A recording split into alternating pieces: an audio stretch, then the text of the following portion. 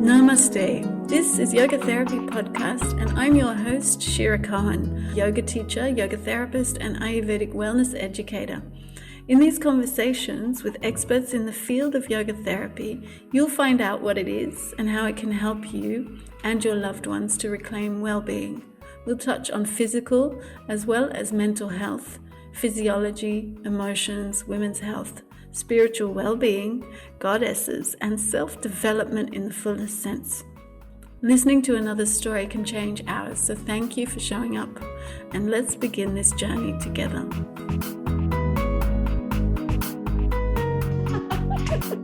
All right. So hello, everyone. Today I am joined by Vidya Lakshmi from Chennai. She is a doctor. She has her bachelor's in physiotherapy, a diploma in naturopathy, and yogic science. She's also a yoga teacher. And she's been teaching yoga as therapy for more than 9 years to people with various ailments. And she is, I think, as passionate, if not more passionate than me, about teaching people the importance of working with your body and learning to self-regulate when you actually activate the right hormones and the physiological processes. So thank you, Vidya Lakshmi. Thank you, Vidya, just for being here. So for those who don't know Sanskrit, Vidya means to know, doesn't it? Knowledge, to understand. Yes. So she's going to help us understand. All right, tell us, welcome, and tell us about you. Namaste to everyone. So actually I'm here to teach you about the yoga therapy for the hormonal imbalance. Actually, after hearing this name, many people would have think that I'm going to prescribe a lot of yoga asanas, meditation and pranayama technique. But actually I don't want to do that. Because I want to tell you simply, you need to follow 3 steps if you want to get rid of this hormonal imbalance or any kind of a disorder. Follow the 3 steps. Can I just, before we already start to educate people, can we first get to know you? Can we get to know Vidya? So okay. Tell us about your story. You can tell us everything about hormones and why they're so important and how they affect us, but please tell us your story. How did you start to do yoga therapy and why was it important to you? Yeah, let's get personal first. Actually I'm a doctor of physiotherapy actually. So after finishing my physiotherapy, actually the exercise is very good. It will be effective. There is no doubt in that. But still, I can see some patients, I'm missing something.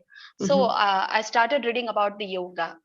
So in that interest only, I become a yoga teacher as a yoga therapist actually. Okay. So then after finishing my yoga studies, I started applying yoga as a therapy, that is in the form of exercise has become in the form of asana. So I started teaching that. It will give a nice result. Actually, after that only I understood this yoga is that much powerful. So from that, this past 9 and 10 years, I'm teaching yoga as a therapy. I'm dealing with a lot of patients emotionally and even physically. I'm teaching a lot of patients. So actually, I'm enjoying my job. This yoga therapy is actually makes me to enjoy. So that's the main thing. Yes, it's a beautiful science. And I think a lot of people don't realize it is a science. You know, a lot of people think yoga, especially in the West, they think yoga is stretching and showing off a little bit and feeling zen, but it's so much more than that. The deeper you go into it, the more there is to study. Like, it's endless. I imagine, like physiotherapy, you start to study the body and you realize each system has so much more to uncover. And like we're seeing with COVID, that we still know so little about the body and about hormones and about the blood system and our lungs and everything. It's so complex and so beautiful. So yes, what did I want to ask you? So you are a big believer in healthy people means a healthy world. Yeah. Yes, that's true. So actually, many people think yoga is like asana or performing some physical postures. Even some people think it's a religion. Some people think it's a meditation. Actually, this is not there. Yoga, actually, for me, yoga is the art that teaches us how to live a healthy life. For me, yoga is that only, not asana, not a pranayama. It teaches me how to lead a healthy life. For me, that is yoga. Actually, many people usually ask me, even my clients usually ask me, ma'am, your class is about 1 hour. Usually, I'll say, yes, if you want me to teach a 1 hour, I'll teach you.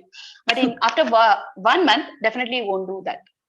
So actually, I want every people to maintain a consistency. That consistency is very much important, because even most of the people will start yoga immediately in 1 week they'll stop, because they don't have a time. Today we're running in a busy world. Nobody has a time to spend for our health. So I want a people just spend 20 minutes daily just for themselves, for their soul, to make them happy. So that's what usually I'll teach 20 minutes of yoga. That's it. And so when you say it's not just the postures, for people who don't know and think that yoga is just that, because I have a lot of people thinking that too, even friends and family. What else? How else does yoga? What other tools does yoga have that you think are so vital to teach us to live well? Actually, yoga has 8 steps to follow. The first one is yama, and the second is niyama, and third one is asana, and fourth but you have to explain. Prana. You have to explain what each and each one everything. is. I'll explain. Yes, Okay. definitely I'll explain. So those are the 8 steps: yama, niyama, asana, pranayama, pratyahara. Oh, you said very different. I say pratyahara, but you say pratyahara. Actually, that is pratyahara. Pratyahara. Okay. Okay. So actually, in Sanskrit, we'll call it like that only. Okay. So pratyahara, dharanai, dhyanam, and samadhi. These are the 8 limbs of yoga. But today, most of the people take only the third and the fourth step. That is the asana and pranayama. That's what they finish the yoga. I don't think so. If you go to a studio, yes, but yoga practitioners and serious teachers and professionals, no, they definitely do all 8 steps. Yeah. Yeah. Even the general public thought like that, right? Even if you go to general people, they'll tell this yoga is this too only, but they don't know about other things. No, general public, no. Yeah. Yeah. When you want to achieve something, especially in yoga, if you want to achieve a result as a yoga therapy, you need to follow everything. Your diet is important. Yes. So can your peace of mind, everything is important. Yeah. Can we translate those 8 steps? So yama. Yama is nothing but your self-discipline. So actually this yama and niyama was in the olden days. They were studied in the Gurukulam. So if you want to study something, first you need to be self-disciplined. Second is niyama, is your social discipline. Then we'll come to the asana. So when you come to the asana, many people... Can I just, sorry, I'm interrupting. You're so excited. She's like more excited than me, guys. But yeah, I think what we need to include when we're talking about the yamas and our own discipline, it includes diet. It includes how we communicate. It includes how we take care of our bodies, our breath, our mind. So there are in those yamas, there are already 5 steps. And then in the niyamas, there are 5 steps. And I think this is what people don't understand. Taking care of yourself, that entails many things also. And I think that's, and then that's what we try and teach in yoga therapy, is all those steps in little bits here and there, through the way we speak, through the way we guide people. Yeah. And even in Nyayama, we have as Dharma, Ahimsa, and a lot of things. That is, they call as a group, it's a social discipline. Yeah. So, next, I'll come to the third point, the asana. So, usually many people used to ask me, ma'am, why asana? Because what is asana? For Westerners don't know what asana is. Asana is nothing but your physical posture. The posture, whatever you are adopting, that is asana. It's called that as a asana. Actually, there is no specific things for that. Whatever the physical postures you adopt, that itself is a asana. This is according to the Lord Shiva. So, the same question, many people used to ask me, ma'am, why you are telling us to do asana or yoga? Even a lot of physical activities out there. Even we have jogging, we have running, we have walking, even some gym workout, everything or that. But why you are prescribing the asana? Actually, we need to understand. Even many people have one question. This yoga is very slow. Then how will you achieve a result like weight loss and everything? Because it's the main question for most of the people. Weight loss. But actually, weight loss. Because yoga is slow. Many people think only the fast form of exercise only will reduce the weight. Yeah. But actually, it's a false thing. So first, we need to understand how the yoga asana is different from the other exercises. So first, the yoga is very slow. There is no doubt in that. But we need to understand when we compare with the fast animals and the slow animals. For example, the fast animals like dog, cat, and these are the fast animals. Whereas when you take a slow animals, your tortoise and even the elephant, this has a big lifespan. You know, your tortoise can live even up to 200 years, but it's a slow animal. Yes. But if you take a dog, it will live up to 25 years or even 20 years. Yeah. But it's a fast animal. Same thing. Yoga, if you learn yoga, the lifespan, you can increase your lifespan. This is the main thing the ancient people follow this yoga. Yes. Why means... Can I just interject? Yes. Sorry, I always interrupt. I read somewhere, and it kind of makes sense, that the reason we focus so much on breath is because when we extend and lengthen and slow down the breath and make it more full and absorb it better, we are lengthening our life energy. And that's true. Yeah. And that's another reason they say a dog lives shorter, because he's always like, and a turtle lives longer because he breathes slower. Yeah. Yeah. That's what the yoga is slow. So if you want to increase your lifespan, the slow thing is very, very important. Other thing, apart from other exercises, for example, if you're doing a walking, you can activate only your calf muscle. Maybe your heart rate can increase. But when it comes to yoga, especially if you take a simple Surya Namaskaram, actually each and every part of your body will work on the Surya Namaskaram. More than this, it's like this actually in Surya Namaskaram, each and every time you can activate some group of muscles and you can relax certain group of a muscle. Actually, it's a very nice thing. We are continuously, we won't put a pressure to a single muscle. Yeah, it's a science. If it's just the Surya Namaskar, if you really watch what you're doing, it's a science in itself. Yeah. More than that, if any muscle, if it have a sustained contraction, if you contract your muscle for a long time, actually your muscle starts storing the oxygen in the form of a myoglobin. So it stores the oxygen. So in a day, this if you activate that muscle, it will use the stored oxygen. It won't ask the heart to give a circulation. So you can spare your heart. Actually, that is the main thing. It's about the asana. Whereas in other exercises, actually you can put your muscle to need for more oxygen. You're putting stress to your heart. Okay. But can I just say one thing, and it's more a question, but it's also something that I experienced. So a few years back, I was going into perimenopause. I didn't know I was. And at the same time, I had a burnout. And so my hormones were pretty messed up. And my muscles, I'd been doing pretty much only yoga. I wasn't doing running. I wasn't doing swimming. I thought, like you, I was so fundamental about yoga and practicing every day for 30 years.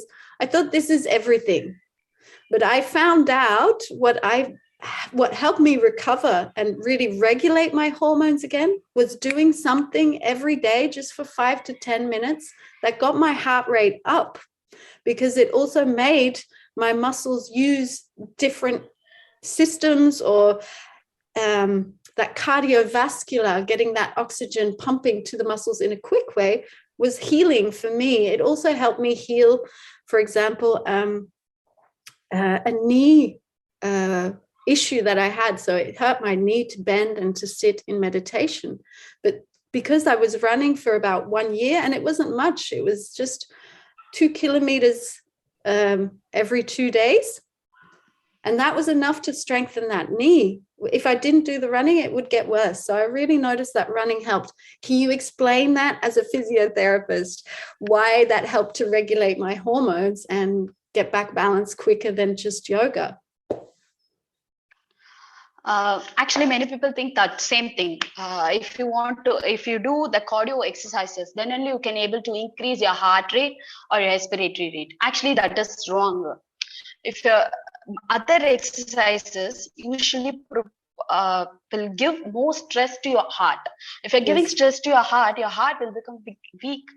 But then in yoga, if you do a asana, again it stores the oxygen.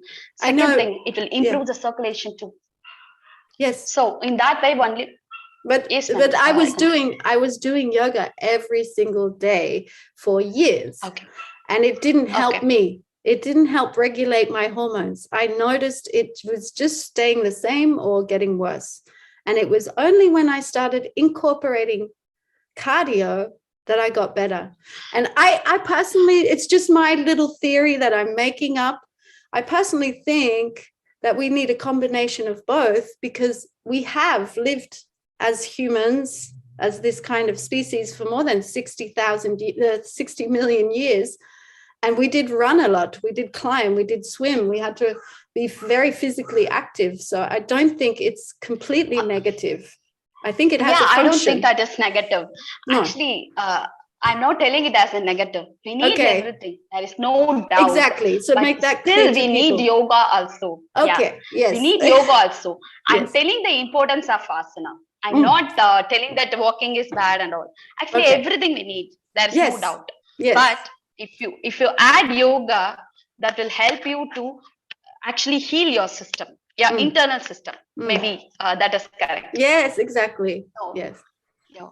So actually, this is the main reason I usually tell my students to follow asana. So this is a special thing about the asana. Next, I'll come to the pranayama. So actually in yoga, this pranayama actually is very much important. You know, this prana is everything. Yes. Okay. What is the pranayama? For people who are Westerners, they don't know. So you have to say breathing exercises. Yeah. Yes. Yeah. Pranayama is nothing but a breathing exercise. Okay. So prana means the vital force. That is a vital force what we need, because without prana, we cannot live in even 2 minutes. So the prana is a life force or a vital force. Yama is holding your breath. That is the involuntary control of breath. That is yama. So this is thing about the pranayama. Usually, many people tell, ma'am, even now I am breathing. So why you are making us to breathe separately? So what is the effect of that? This is the common question all of my students used to ask. Really? Actually, we need to understand. We're not eye, actually. Your body has trillions and trillions of cells inside. We're not made up of only one cell. So that is a trillions of cells inside. So that each and every cell has only a small thing to do that activity. The small thing is actually your prana. You know, your each and every cell need a proper oxygen and proper blood to do that activity. So for that reason only, we are prescribing pranayama. Why the normal breathing? Even now I am breathing. But when you do the pranayama, you can inhale a more air, and even your all over the body, all your cells will get a proper oxygen and proper blood supply. So in this way only, even a good cell with a proper oxygen won't transfer to a cancer cell. Actually, a cell which is a lack of oxygen only transfer to a cancerous cell. Serious? Even, really? Yes. Wow. Really. The cell which is not having a proper blood supply or a proper nutrient or proper prana, that only transfer to a cancerous cell. Actually, this is a recent study. Oh, wow. Even for the cancer patients. Yeah, could you send me the link from this yeah, sure, study? And I put it in the show notes. Great. Thank you. So if you want to activate each and every cell of your body, you need a pranayama. Actually, in Tamil, there is a famous poem is there. Actually, it was written about 3,000 years ago by the great saint Tirumular. He has written, I'll tell that Tamil word. After that, I'll explain. Yes. Yetri iraki irukalam purikum kaatrai adakkum kanakari valanukku kootuvanai udaikum kuriyadame. Actually, this was written by the Tirumular. He is a great sage. He has written in Tirumandram, one book. What he's telling is, Etri Iraki means inhale and exhale. Irikala means 2 times a day. Purikum, if you practice, even you can hit a god of death, Yama. So that's the great thing. Actually, if you practice pranayama 2 times a day, you have the power to hit even the death god. So actually, this is the meaning of this poem. Yeah. So why this much is important is, our body is as all things inside. We have we have a lot of antibiotics inside, and everything is inside. But today we are not activating that. What is the effect of pranayama? Can I ask? Can I ask? Yeah, ma'am, you can ask. Why we're not activating it? What activates this process? The deep breathing, the full breathing, the slow breathing. What is it that activates it? What helps to activate this process? Actually, in a simple way, if you want me to tell scientifically, actually we have 2 nervous systems inside our body.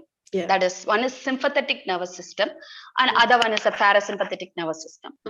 The sympathetic nervous system is nothing but if you see one tiger, if you want to run immediately, you need your blood sugar will increase, your breathing will increase, then only you can able to run. So you will run. This is sympathetic nervous system. That is, it increases your blood sugar level. Fight and flight response. So actually we need this sympathetic nervous system also. Yeah, to wake up in the morning. Yeah, to not be only alert. For that. Yeah, to many be things. Alert. Yeah, to be alert, we need this sympathetic nervous system. Whereas the second one is a vice versa, the parasympathetic nervous system. That is for relaxation. Your relaxation, your blood pressure, decrease your blood pressure and decrease your blood sugar, and all these things, we have a parasympathetic nervous system. In other way, if after seeing a tiger, immediately we are running, at one point we need to stop. The stop point is your parasympathetic nervous system. In simple way, we can call it like this. So, but today, we're not stopping. Even after seeing our boss, we are seeing our thing, we are continuously running. That's what today in the modern world, we are all under the control of sympathetic nervous system only. Yes. So that's the main reason for your increased blood pressure. We're taking a lot of tablets, but we're not understanding why this blood pressure is still increased. There is no point of using a medicine. Yeah. Please explain to people also the other effects of sympathetic nervous system, like diabetes, chronic illnesses, autoimmune disease. Is this all related to? It is later. If you're continuously stimulating your sympathetic nervous system, you're under a stress response, because your hormones and everything will work in a vice versa. Some hormone will increase, some will decrease. Actually, you need to regulate your hormones. Your each and every hormones has to do this activity at a perfect time. You're speaking my language. Thank you. I've been saying this for years.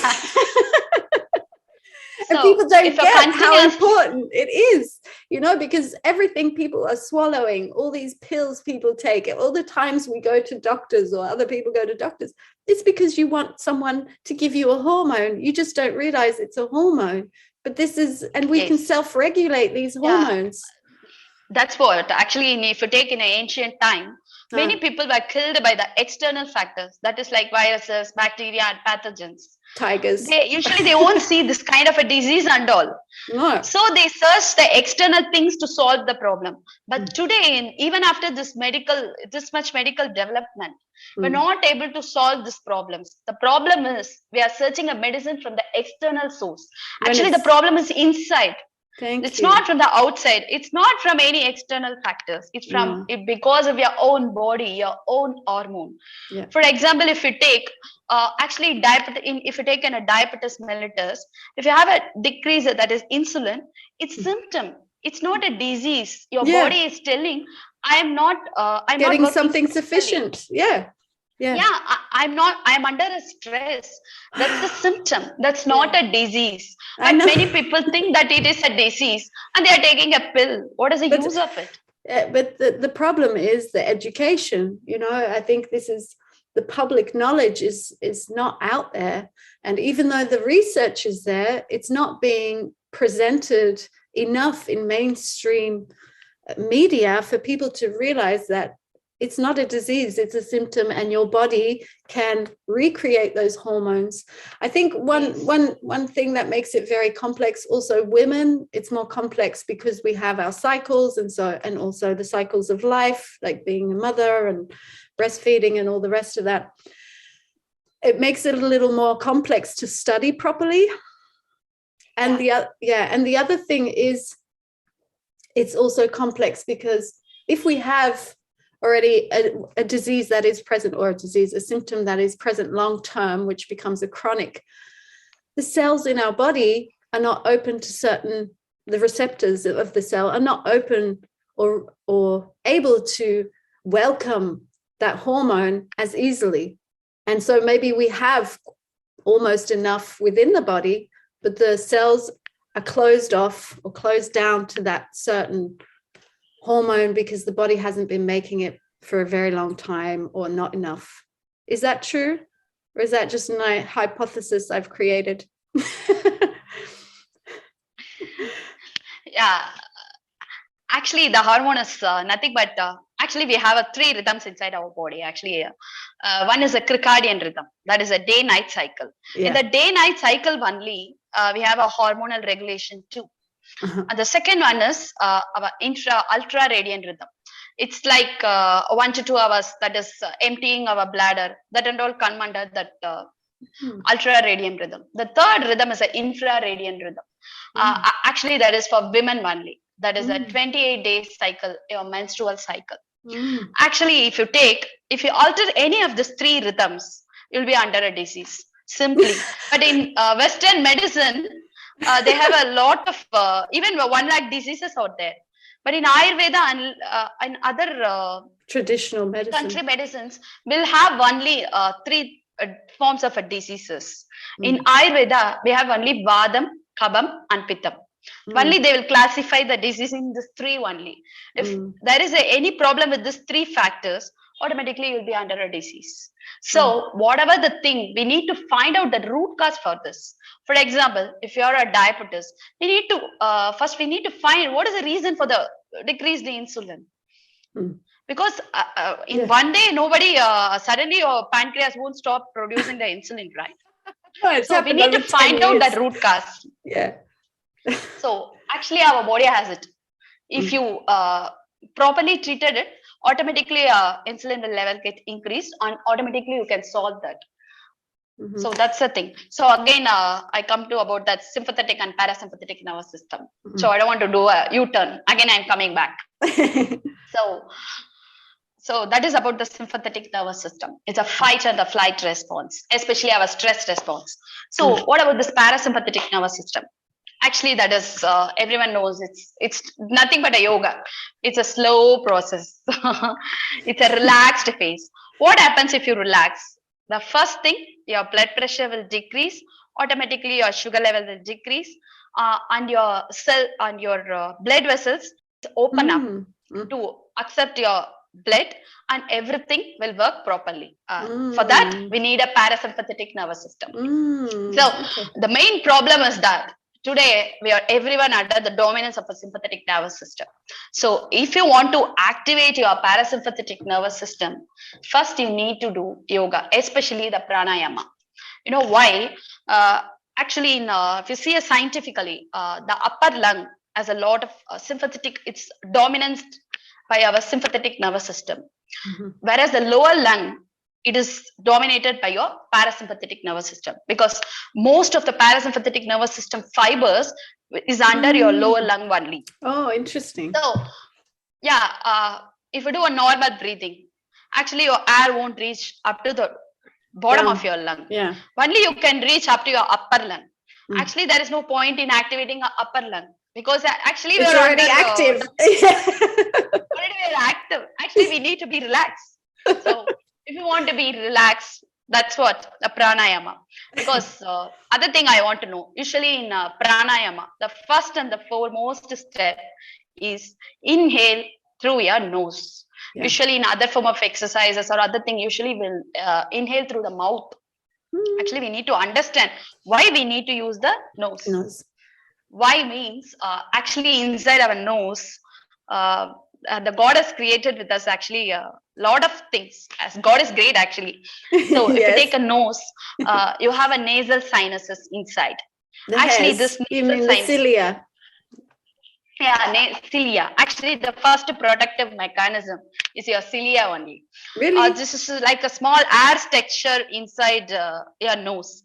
Actually, the main purpose of this is to attract the foreign bodies. So it's like a filter. If any foreign body or any viruses or anything, if it go inside, it will get caught by the cilia.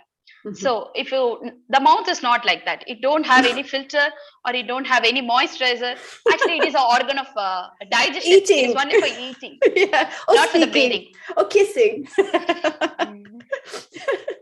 So actually mouth has no filters and everything. So if you inhale through a mouth, all dust and impurities outside, everything goes inside. So usually you can see the most of the people who are using the mouth, will be usually they have a dryness of the throat and irritations. Even in night time, they used to that harness sound and everything will come. This is because of the mouth breathing. So the first step in yoga, especially in pranayama, is to use your nose. Yes, ma'am, you can ask.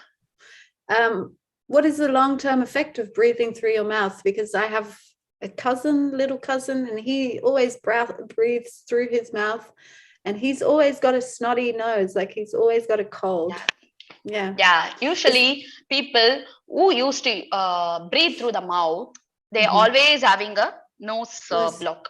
This is because of all your impurities are inside. So automatically a nose will become blocked. We are not using the nose properly. So automatically the organs inside your mouth will block.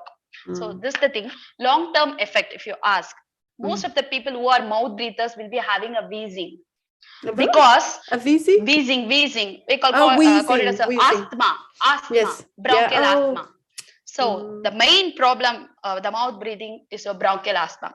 Okay. Why means if you inhale through the mouth, only your upper part of the lung only will get activated. So your air won't go inside actually. You cannot fill your lung. So automatically your blood, the upper lung is dominated by your sympathetic nervous system. We can call it as there will be a narrowing of your arteries. What to call? Yes. Not arteries. That is yes. From inside the lungs. I don't know the name either. Yeah. Even the branches. Yes. Yeah, the branches of your lungs, your alveoli, and your everything will be constricted. It won't open actually. Yeah. So this is the main problem in wheezing patients actually. Your everything will not open. Fully. Your alveoli and everything will close. So automatically you cannot inhale properly. They'll use a mouth. So the main long-term effect of this mouth breathing is your bronchial asthma. Even sometimes your blood pressure get increased. This is because of your sympathetic nervous system, because your blood vessels actually is constricted. If you activate your parasympathetic system, the main thing of your parasympathetic system is to dilate your blood vessels. Yes. It will open up your arteries. So if you inhale through the mouth, automatically your blood vessels will constrict. Yeah. So automatically you will get heart problems, and these are the long-term effects. Even your digestive system. So actually your body is interconnected. If you do anything wrong, everything one by one will get affected. Even your digestive system will get affected. Everything will get affected. Even you won't get a proper sleep. Yeah, that's you can't think properly, or you're not getting the oxygen to the brain. Yeah, and also I think the mucus from your throat and all the particles, the toxins from the air are going straight into the gut, because the slime that's increased in your lungs will move into the digestive tract. Yeah, that's what. So this is the main thing about the mouth breathing. So the first, my request is at least breathe through your nose. Try. Thing, this is about the cilia. Next, even our nose has a lot of that is not only the filters, it has a moisturizer also.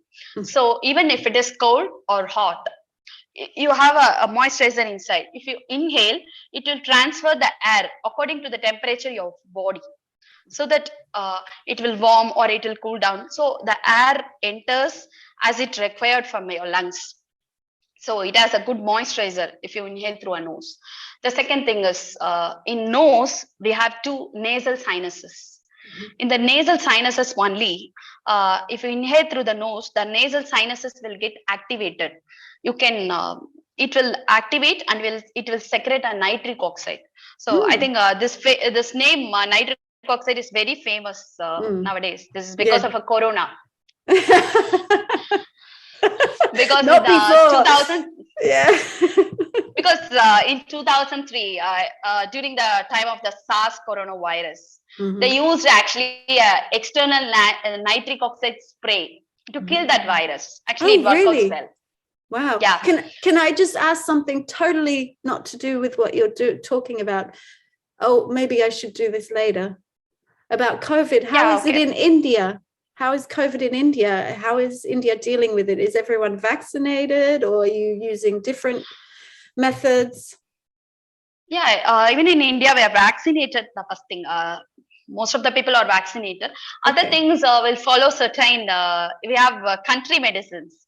We used to take a lot of kashayam. The kashayam is nothing but hot drink. Usually, we used to drink. And even we follow. Today we are following the breathing exercise. Even the top hospitals are now teaching a breathing exercises. Oh, great. For the COVID patients, for the quick recovery. So the thing is mainly because of this nitric oxide. Yeah. So the two nasal sinuses actually stimulates the nitric oxide. Why this nitric oxide is important means this nitric oxide actually dilate your blood vessels. Actually, you can see even in a lot of blood pressure tablets have this content, this nitric oxide. Actually, it's a famous compound. Actually, it will be used in a lot of pills. Your blood pressure pills, and even your wheezing and everything, they'll use a nitric oxide. Everything to do with your parasympathetic nervous system being activated, actually. Yeah. Actually, this nitric oxide dilates your blood vessels so that it will increase absorption. It will increase your absorption, and you can all over the body you'll get a good oxygen. All your cells will get a good fuel. So this is the main thing. Other thing, this nitric oxide have an antibacterial and antiviral activities and all. Actually, it kills a lot of viruses, bacteria. That's what in most of the medicine they are using this nitric oxide compound. Wow. Actually, you will achieve this.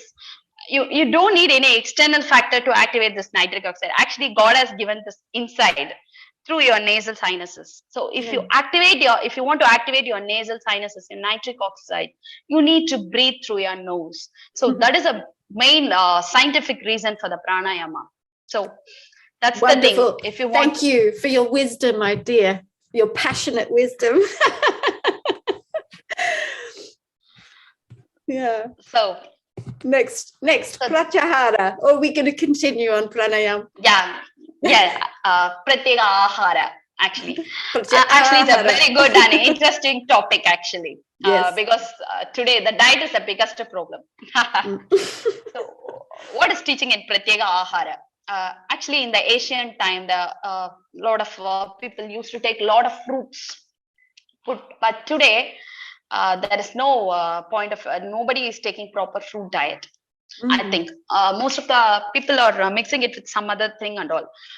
First, we need to understand why. What is the correct diet?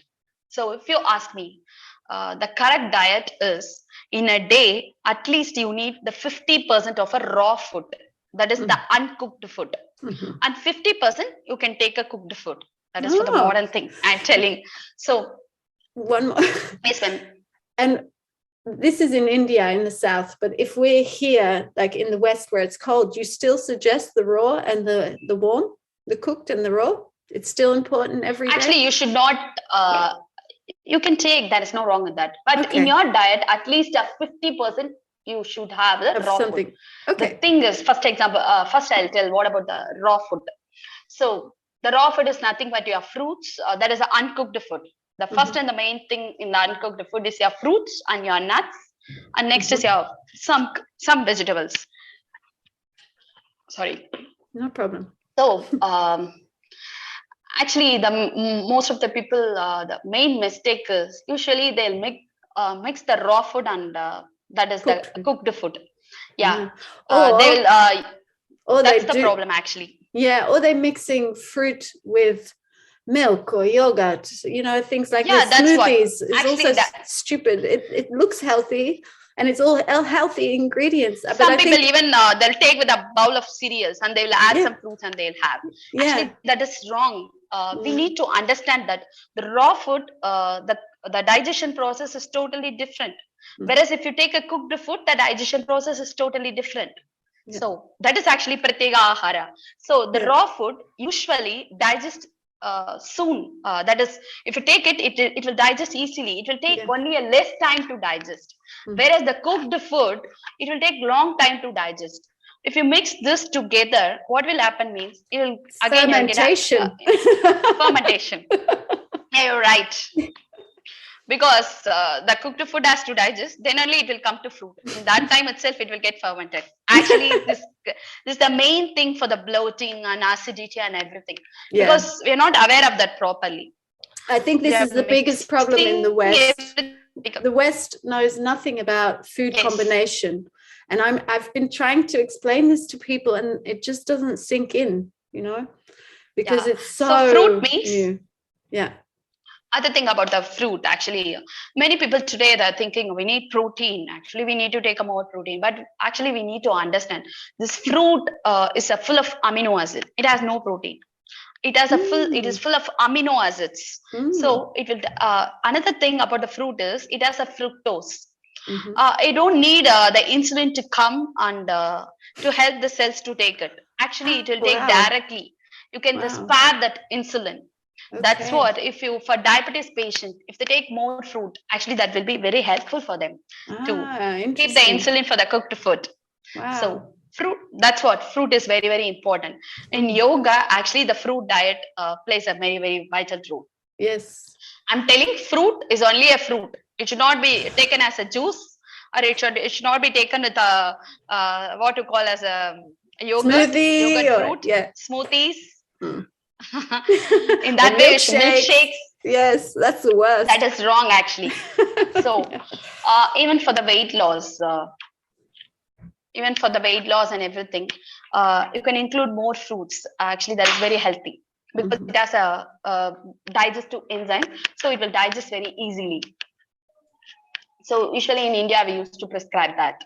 Okay. So other thing about the pratyeka ahara is, can you just explain to people what pratyeka ahara is? Because I think, I thought it was mindfulness and discernment. Is it that? It's also because we always learn in the West, it means turning the senses inward. Is there a truth to that? That is also correct. Actually, pratyeka ahara is what you're eating. The topic is mainly about the food, what you need to have. But also mental food, I imagine. We eat mentally. Of course, it's a mental food also. There is no doubt in that. Okay. So, but today we are talking about the diet. So Okay, good. So, this is the main thing about the fruit, actually. So if you take a fruit, it will digest very easily. Again, it has a fructose, so you don't need any insulin to get into the cell. So you can spare your insulin. Your day to day, your insulin level you can spare.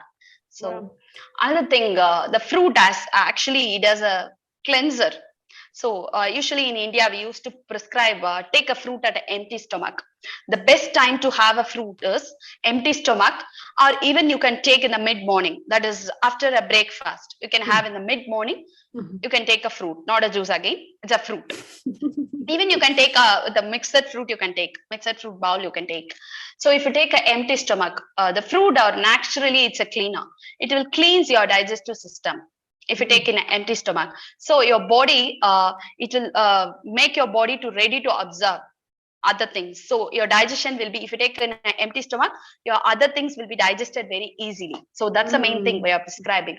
Even so even a main thing, you can even, if you take a more fruits, it will absorb the vital nutrients. So that will be helpful. Another thing is fruit is actually, even if you take a one apple, it will fill your stomach. And even if you take a lot of bowl of, it won't fill your stomach easily. My So daughter, that's the thing. My daughter, for example, I never buy her these stupid cereals because I think it's just rubbish. But sometimes I think, okay, just give her some. And so we had some this week. She had some. And she's just emptying the packet with milk and eating it. And she's still hungry. And it's like she had the whole packet of cereal into breakfast, Yeah. Actually, if you take a fruit, you can change, you can see the difference. Yeah. If you take an apple, only you can take one apple. Yeah. It will fill very easily because it's amino acid. Yeah, but I didn't know this. This is great. And just for people to know why amino acids are so important, they are the basic building blocks for every single hormone in our body. And every hormone affects how we feel, how we think, how we have energy or not. So this is why this is so important, guys, women, everyone. Know, learn. So, other thing about the pratyeka ahara, usually the fast, that is fasting. Today, I think the fasting is very famous. Most of the people are trying intermittent fasting and a lot of things they are following. So actually, what is meant by fasting? Fasting is we are without a food. Actually, we are prescribing for one day. You know what is the effect of fasting? Usually in India and all, will follow this as a religious thing. That is every week or even 20 days month, we used to follow this fasting. That is full day fasting. Full day will take only the water. So good. Next day only we'll go with the food. So the main thing about this is, if you be in a fasting, even it will kill your cancerous cells because the process of a glycolysis, even the cells which are what you call as, even your cancerous cells or even the cells, dead cells, everything will be neutralized if you are in a fast. Wow. Why? How does that happen? Yeah, I'll tell you. So another thing, if you are in a fast, even if you want to usually in India, we used to tell that if you are infertility, if you want to become a pregnant or if you want a child, usually we'll tell them to go for a fast. So even your hormonal, everything will get switched over. It will get regulated if you be in a fast, because there is one pathway, there is one neural pathway that will be connected with your gastrointestinal system and to your brain. So if you alter the pathway, automatically your hormones will get regulated. So in this way, only fasting helps. Another thing, most of the people today, they are following the intermittent fasting. That is, they will have a fasting up to 12 hours, 18 hours, like that. Actually, fasting is not like that. You should follow a full day, because if you follow the full day, then only the last only your fatty acids will start coming to out. Burn. To burn. For the burning, for the neutralization, last only this fatty acids will come down. So if you fast for the whole day, then only you can then only you can neutralize that fatty acids. Then only you will get the results. So this intermittent fasting and everything is actually, it's a myth. According to me, I'm telling it is bad. Actually, if you want to achieve 100% result, you need to be fast in a whole day with the water. not with a fruit. Even some people used to fast with the fruit. That is also very good only. But if you want to achieve 100% result, definitely you need to follow this full day fasting practice. One thing I've heard many times from different Ayurvedic teachers who present in their seminars, that fasting, when you are very vata or you have a vata imbalance, so vata, for people who don't know, is when there's a lot of anxiety, that fasting is then not advised because you're already so ungrounded and unearthed that this would not be a good... Actually, before fasting, we need to follow a certain things. Fasting, it's not bad for anyone, actually. That is good. Because the digestive system is the main system that will work all day, all year, and each and every minute it's working. Because most of the energy today we are spending for that only. Yeah. So actually, the main thing for the fasting is, if you want, you need to give a little rest to your digestive system. That's a main thing we are doing, that fasting. Actually, this is not bad for anyone. But before fasting, we need to follow certain things. Immediately, no one can go for a fast for a day, because that will be very difficult. Because most of the people have a myth also. Oh, I can't do that because I'll fell down, I'll get dizzy, faint, my glucose level get increased. Actually, most of the people think like that. Actually, so before a fasting, usually we'll prescribe some only for the breakfast you can take a fruit. You'll will put the patient for a fruit diet the whole day with the fruit. Weekly once breakfast, other cooked food, only you can take a fruit.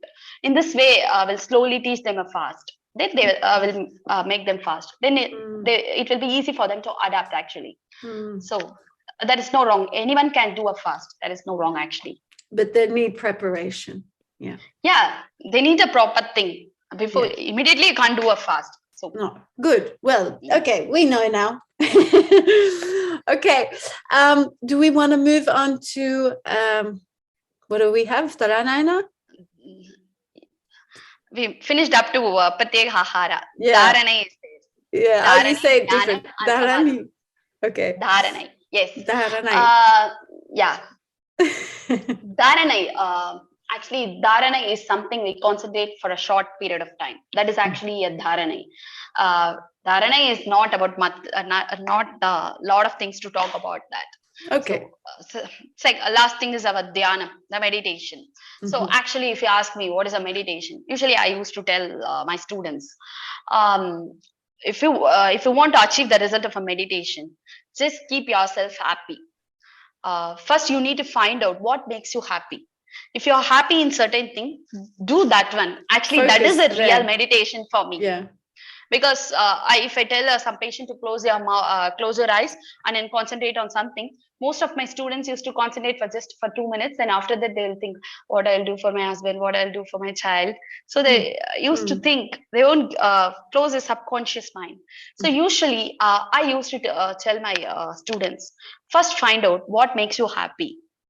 If you're happy, if you want, if certain things, for example, if you take me, for me, if I talk about the yoga therapy, or if I take yoga, that is happy for me. For me, that is a meditation. That feel is a meditation for me. What keeps myself happy is meditation. This is according to me. Other things, they can follow the meditation. That's not wrong. For me, I'm telling this. So. Yeah, I see what you mean. Yeah, I know what you mean. And I think it's the best place to start for new people, especially. Whatever you enjoy doing and whatever your mind is attracted to, whatever you feel something for emotionally, that is going to keep you coming back to that point. Yeah, your peace of mind actually is very, very important for the health. Yes, then only you can achieve any result. Yeah. Even you follow a good diet, even you follow a good sleep. If you're not having a peace of mind, everything will get collapsed. The first and the foremost thing is your peace of mind. Whatever you do with your full heart. Enjoy yourself. Whatever work you do, enjoy yourself. Day to day, you need to enjoy. That's what I'm just sharing my thing. So other thing, we need to understand why we are doing sun salutation. Most of the people, and they do Surya Namaskaram. Some people will do even in the even inside the room. Actually, if you get a chance to go and do in front of a sun, that is in the outside atmosphere, actually that is very good. Why in India we are morning we used to do a Surya Namaskaram. Actually, we'll pray for the sun. The reason is scientifically, if you see your morning sun, your body will secrete one hormone called happy hormone. Yeah, serotonin. Oh, serotonin. Okay. Yes. Actually, good. Serotonin is a happy hormone. So this serotonin only, in night, it will convert into a melatonin and it will gives a nice sleep. Actually, there is a thing. So if you expose to a morning sun, first thing you'll get an energy. Another thing you'll get that happiness. Yes. So, yeah, because it's also that's what antidepressants do. They reuptake your serotonin, so it doesn't actually even increase the serotonin, it just recycles it. Other thing, actually the electromagnetic waves from your sun, actually that is very helpful. Even in most of the astronomers, the astronauts, they'll use this electromagnetic energy only to live in the that is in the space. So if you want to activate your body, if you want to activate your system, definitely you should visit the sun. So we haven't had is a vital thing. Yeah, we haven't had sun for 3 weeks. I can understand. I'm going crazy. Actually, the sun is the main. And so the main antidepressant is actually a sun. Sun and people, I think also. Yeah, definitely. So the peace of mind is very, very important. Yeah, so, purpose also. Yeah. Purpose in your life. You need to understand that's what we are doing Surya Namaskaram. Actually, that is not a posture. The Surya Namaskaram is mainly to activate your body. You should get that serotonin. So that's what. If you see an insomnia patients or sleeping disorder patient, actually, if you make them to stand outside the sun or practice just 5 Surya Namaskaram, definitely that helps them to recover from that thing because of the serotonin. The scientific reason is serotonin. The second thing is your peace of mind. Okay, peace of mind. Yes. Okay, great. Thank you. Yeah, that's all about I think I talk much about the yoga. So yeah, I'm sure you could talk for days. Yeah, it exceeds about 1 hour, right? I told I'll cut short. Actually, it's already 1 hour. 10 minutes. Yes, I know. Yeah, more than an hour. Yes. So that much I'm happy because whenever I'm talking about the yoga, I'm telling a lot of things to people. Actually, I'm enjoying. That's the thing. Today I'm living without a disease. Yeah. So that's a great thing. And Vidya's been smiling the whole time. And so have I. Yeah. Is there anything you want to leave listeners with? Anything you feel that you haven't said, or maybe a practice or your website or your work where people can find you? Anything you want to share? Yeah, usually I'll follow only the Facebook. I don't have any specific websites, or I don't have any videos. I don't have any Instagram page. I'm jealous. For me, I'm jealous. I don't want to do any of that. Actually, for me, according to me, if I satisfy one patient, I'll get another patient. So in this way only I'm growing. Usually I'll cure one patient, she'll recommend one, she'll recommend. In this way only I'm growing. So that's what I don't want to do any advertisements. No, of course. The thing is I'm not, first of all, I don't have any time. Yeah. And it's a waste of time. Or it takes up so much time. This morning I had a crisis. I was just like, I won't say the word, but I was so angry. I'm spending so much time on the computer trying to get, there's just no traction, and it's not like India where people understand what yoga is about and how you can help them. So, yeah. And then I was like, why am I always on this computer trying to do the work that I love, which is with people and helping them to find their purpose and the happiness that is within them, the health that is already there if you wake it up. In short, if you want me to tell to the people, I'll say, first, you need to understand your body has everything. Your body has each and every medicine. So please understand about your body. First, whatever the thing, please follow the consistency. The consistency is very important. Whatever you're doing, do with your full peace of mind. The main three things for to come over any disease: your sleep and your good food, your good sleep, and your good peace of mind. These are the three secrets for a healthy life. Please follow that. Oh, thank you. Thank you, Vidya, for your beautiful wisdom. Yes. So we'll say goodbye. We'll say goodbye to listeners. Yes, ma'am. Yeah, okay. Yeah, goodbye. Goodbye, everyone. Yeah.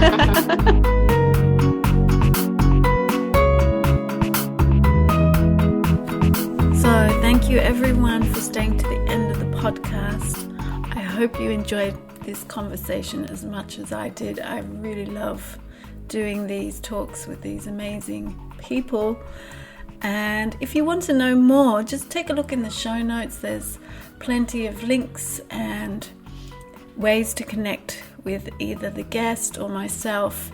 If you want to work with us or find out more about us, just check out the information in the show notes. So I hope you have a wonderful weekend or week, and you'll be hearing from me next week. Bye.